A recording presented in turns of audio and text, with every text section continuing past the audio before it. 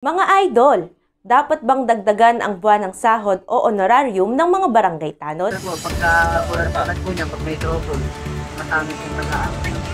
Yung sa mga tanod naman, dapat talagang taasan sila ng sahod. Kasi sila naman talaga yung napupuyas, bibigyan ng mga effort para sa ating barangay.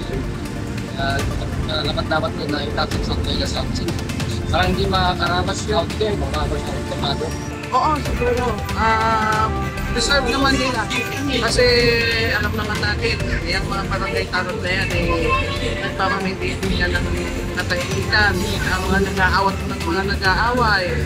Mga nagre-responde pagka may kailangan ng isang pamilya sa isang pamilya. Siguro kailangan naman kasi para sa akin mga bayani ganyan mga yun, nakakatulong din sa atin yan pagka kailangan natin ng tulong in case of emergency. Yung mga ibang barangay, mababalik ang mga sahod ng mga tanod.